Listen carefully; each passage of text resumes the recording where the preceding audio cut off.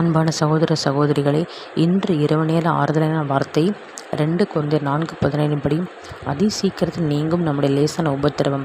இந்த வசனத்தை கேட்டுக்கொள்கிற தேவ ஜனங்களே, தேவ பிள்ளைகள் எத்தனையோ உபத்திரவங்கள், கஷ்டங்கள், போராட்டங்கள், நிந்தனைகள் இருந்தாலும் கர்த்தருடைய ஆவியானவர் அதெல்லாம் நீக்கி போட்டு அதிலிருந்து தப்புவிக்க உதவி செய்கிறவர் இருக்கிறார். ஏனென்றால் கர்த்தாவே இருந்து ஆலோசனை சொல்லுகிறார்.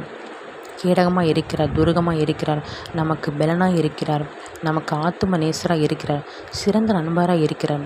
உங்களுக்காக ஜெபிக்கிறேன். கர்த்தாவே சோத்திரம். கர்த்தாவே ஆண்டவர், இந்த வசனத்தை கேட்டுக்கொண்டிருக்கிற தகப்பனே, யார் இருந்தாலும் சரி தகப்பனே, அவங்களுக்கு எத்தனை நெருக்கம், கஷ்டம், போராட்டம், நிந்தனை, அவமானம், கடன் தொல்லை, நோய்கள் என்ன இருந்தாலும் தகப்பனே சப்பா, ஆவியானவரை நீங்கள் எல்லாம் நீக்கி போட்டு தகப்பனே சந்தோஷம், சமாதானம், ஆரோக்கியம், ரட்சிப்பு எல்லாம் கிடைக்க செய்யுங்க தகப்பனே.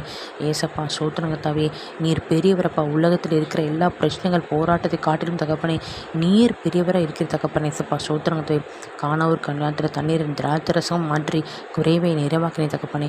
மரித்த லாசரு உயிரோடு எழுப்பினீர் தகப்பனே. ஏசப்பா குஷ்டரோக்களை சுத்தமாக்கினீங்க ஆண்டவரே. சோத்திரங்க தவி பரதுமை குருடனுக்கு பார்வை கொடுத்தீங்க. இப்படி அநேக நன்மைகளை, அதிசயங்களை செய்து தகப்பனே.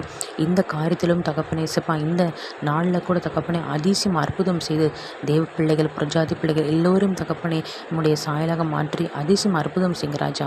சோத்திரங்க தாவி துதி கனம் மகிமெல்லாம் இயேசு கிறிஸ்துவுக்கே செலுத்துகிறேன். மீட்பரும் ரட்சகமாகிற இயேசு கிறிஸ்துவின் உபநாமத்தில் ஜெபிக்கிறேன் என் ஜீவன் நல்ல தகப்பனே. ஆமென்.